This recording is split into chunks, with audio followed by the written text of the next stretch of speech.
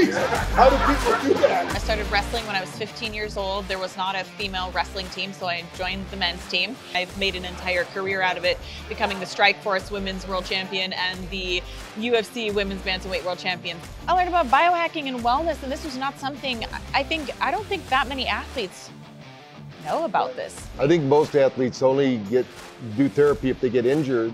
Yes. And now we have something called prehab, right? Where we're doing it before we need it, right? So Exactly. You're getting yourself ready physically, mentally, and emotionally, and there's a lot of different resources for that. This is wild. It's been a game changer for me. Hey, welcome BrainTap Nation. We have one of our users here who's been using BrainTap, and we're hoping to eventually get her to help me produce a series because she's one of the UFC fighters. She's a pioneer in that because you don't think of women in the ring, but you started that process. So tell us a little bit about your journey and about what your mission is, why you do it. And I know you also are really big into recovery and working with people for healing and health. That's why we're here at the Dave Asprey event at Biohacking. Absolutely.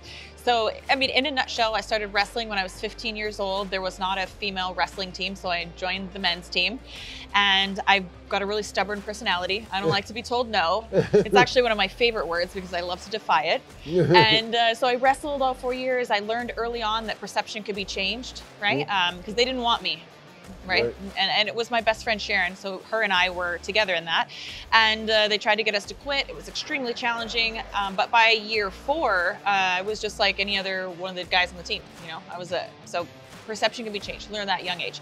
Then I went to college and I started doing mixed martial arts. I didn't think that I wanted to fight at all. People were like, "Oh, you're gonna fight." I was like, "No, absolutely not."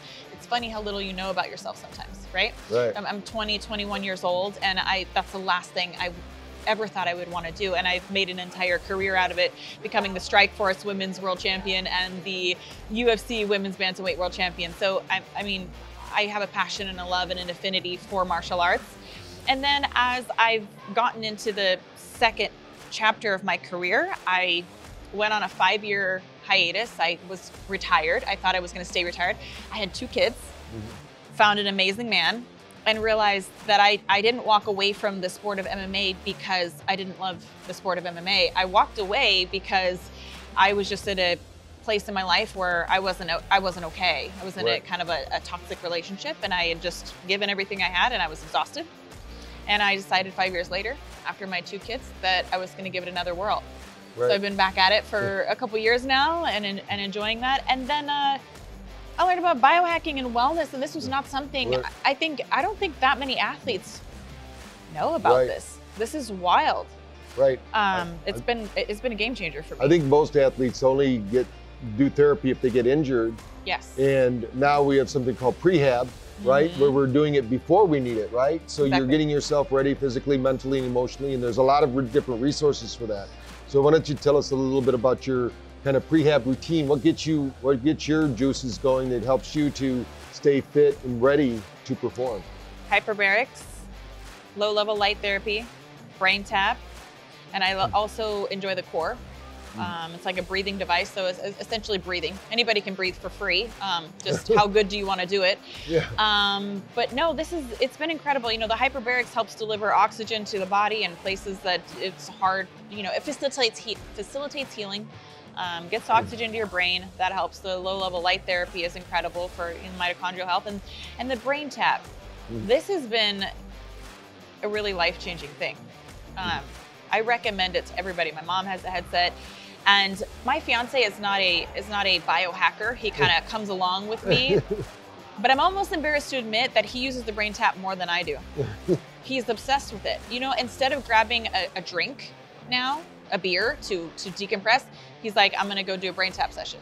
I mean, that's incredible. That's great. I mean, I love the BrainTap. I use it regularly. He uses it multiple times a day. I mean, that's phenomenal because what he used to use as a decompression tool, and I don't say he was drinking all the time, but at the end of the day, when it's just an accumulation of stress, it was like, I want to have a drink. He's an athlete too. We knew there had to be something better, and BrainTap's has been transformative.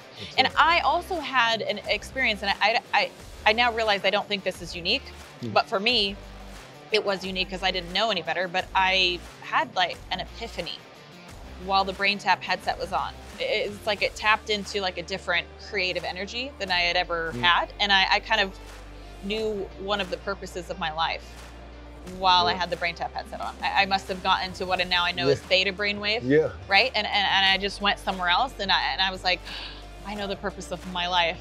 It's awesome. And that's a really neat experience to have. Yeah, I know that you're part of the group there in Las Vegas. So, and you have a lot of them. I mean, you guys are very active on social media. So, how can people see what you're doing? Because you're always sharing at the facility.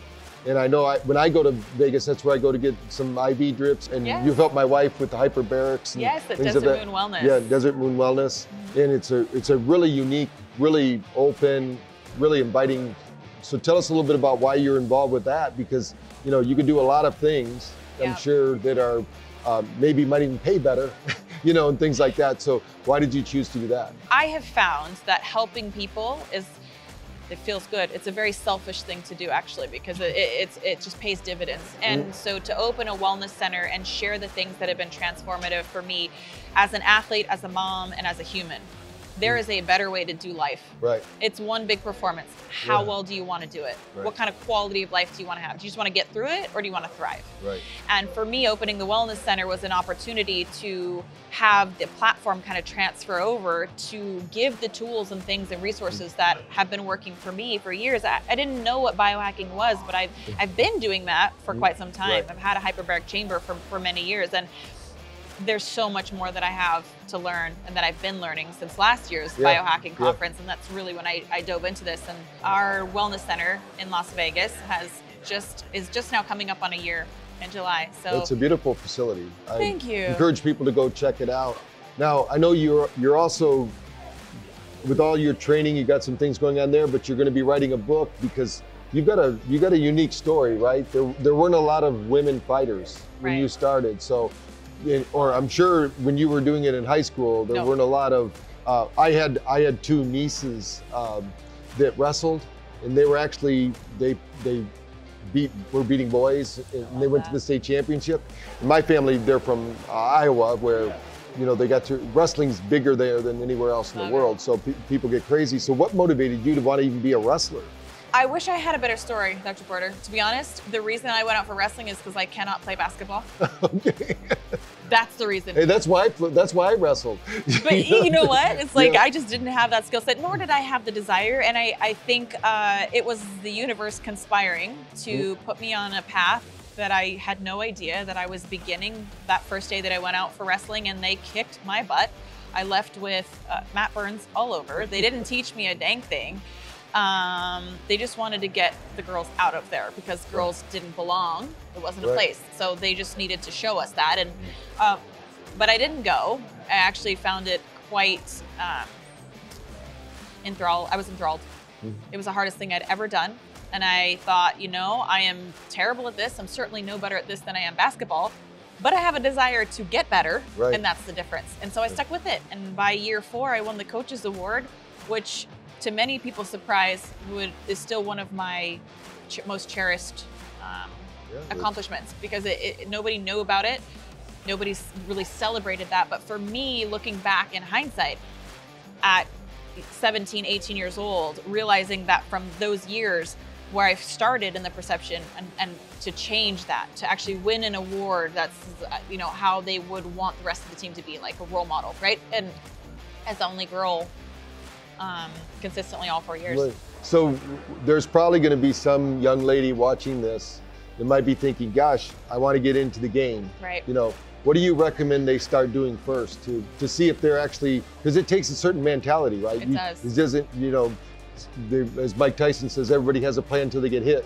Yeah. You've got to have a plan, right? And then you're going to get hit. So what do you recommend they do first to see if they have that mentality to do it? Well, fundamentally, I recommend starting with wrestling. I think it's the best fundamental base to have, and building off of everything else is, it becomes easier when you have a great fundamental wrestling background. Wrestling is what allows you to dictate whether it stays on the feet or it goes to the ground. So I recommend going up for wrestling. If you're school age, join your school wrestling program. If you are just outside of school, then talk to your community, talk to people. Where's the best place to train? You know, you got to lean on people. If you don't really know, go somewhere and you know, ask the questions and find your route, because when you look for it, I think it will find you too. I know when my daughter, I was married once before and my daughter wasn't living with me, but at 14 she came to live with me and she had a lot of anger. So we went and did kickboxing. Perfect. And so we could work out that aggression. It helped her tremendously. I firmly believe women were meant to hit things. Yes, okay. That's good. I was gonna say, you know, a lot of people don't know what to do with that kinetic energy. Right. So if you're the kind of person that's just sitting there and something's happening, you got to find a way to express, right? And movement is the #2 thing I tell people. In order to have good brain fitness, you got to have a good diet, you got to move and breathe, and you've got to do some kind of brain fitness. Right. Well, it's more supportive culturally for men to do those things than it is for women. It's more promoted for men, but women we need to like get that energy out as times as well. So I think it's very effective. But you know, a lot of times women and girls are taught to be prim and proper and ladylike, and I'm glad that that's changing.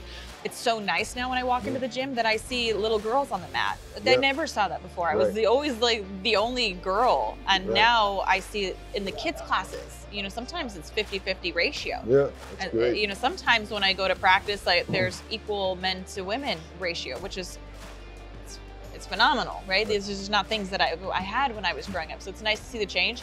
But yeah, women need to move their bodies and express their energy in ways like guys do too. Right. So you've reached the highest level in your sport. I mean, there's no intergalactic confederation of UFC. So you're here, you've done that here. In what motivated you to go back? Because a lot of people would say, you know, like they would ask somebody like a Tom Brady, right? Who we work with at TB12. And why did he keep coming back? Because he was getting something out of it. There was a payoff. What do you get out of coming back and actually being in the game again, where some people just say, hey, I've got these awards, look who I am, I'm going to ride that wave, and, you know. Because I've learned that there's a benefit to doing things smarter, not harder, and I had the harder, not smarter approach in the first part of my career. And, you know, I've got that never give up, grind mindset that I think maybe I was born with it. I don't know where it came from, but I was very stubborn, and I just did things and I went hard. Yeah. But I paid a price. When you do that, it's like burning the candle at both ends and the middle. Yeah. And eventually I burned out a lot sooner than I think I needed to. So when I took the 5 years off, I realized that it wasn't that I was burnt out. It's just that I didn't have the right approach. I didn't have the restorative, right? I didn't have the prehab. I didn't have the things to reset and bring me back to ground. So eventually the whole thing collapsed in on me. It wasn't really set up to support that structure for longevity. And so now learning about longevity and these resets and these better ways to do it, it's like, I have so much more to offer. Right.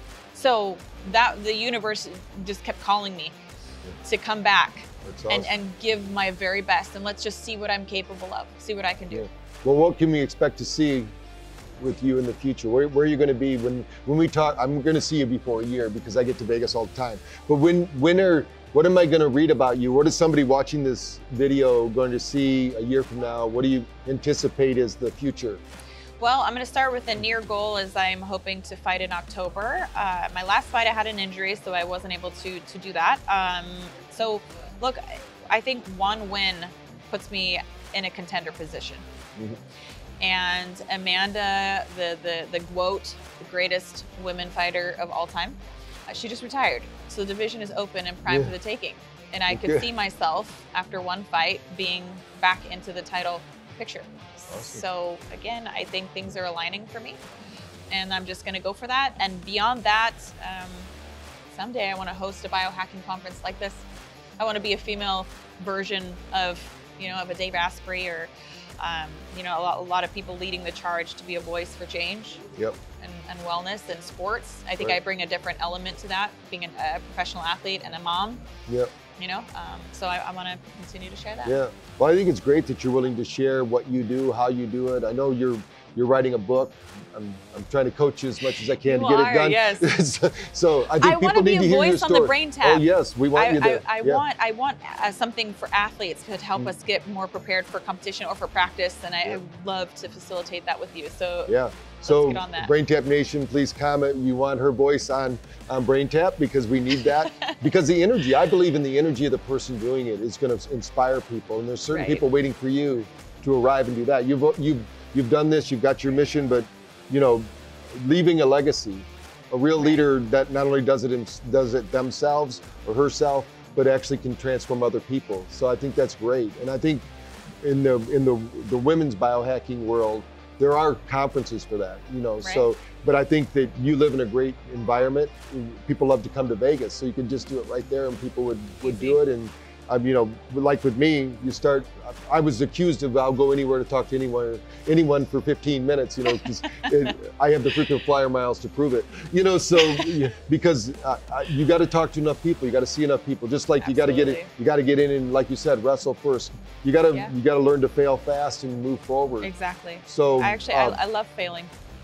I love it, because when you don't fear failure anymore, I think that the impossible becomes possible. Right. You know, I mean, you don't have to worry about it, because you know you can build it again. You'll get right back where you were, if not further. Every time that you fail, you're going to learn. So for me, fear of failure has been removed. I am no longer outcome-based. I am effort-based. And if I give everything that I have, then I'm very confident that I'll end up in a great place. That's great.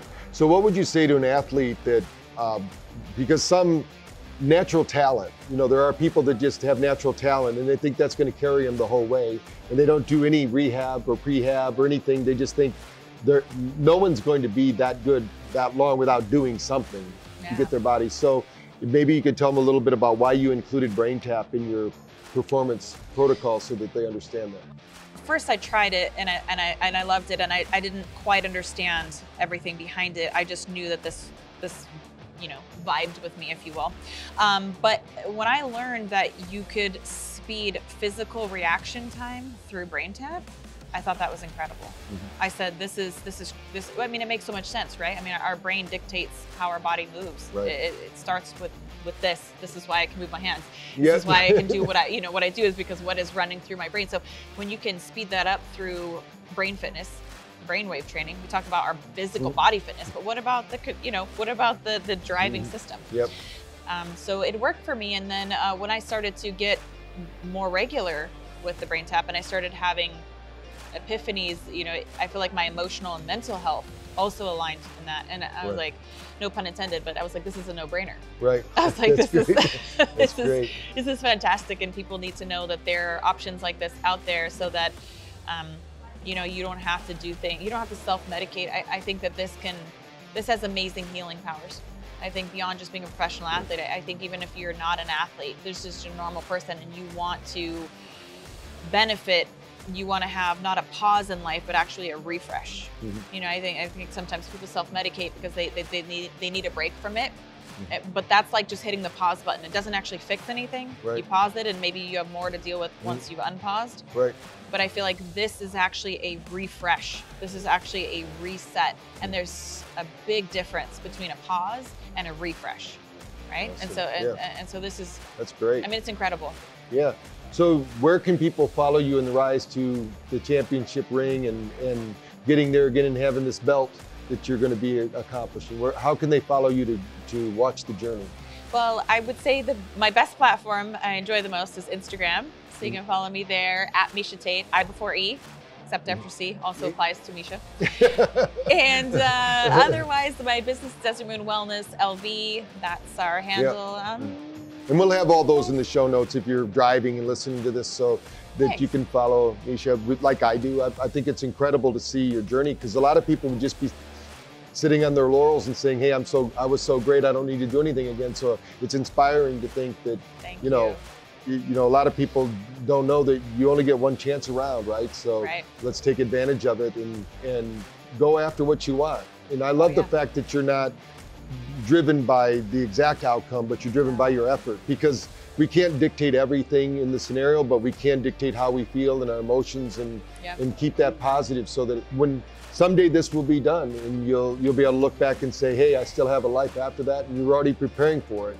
Because I've seen a lot of the professional athletes that come through the doors at your facility there, and I mean, so you're showing them. Now we just need your voice on BrainTap so they can be listening to you when they come in there. That would be awesome. That would be amazing. So go ahead and like and share this. And if you're a female athlete that's just getting started, you've got a great role model here. She's a pioneer, and she's actually still doing it, which is pretty incredible because you're performing at a high level. You know, you're still in really good shape, and your mind's there. You're smart, and we'll get that book out so people can read about you. We'll get your BrainTap sessions out. People can start learning because you've got a lot to share with the world. So thank you for being a part of this. It's just the beginning. Yep.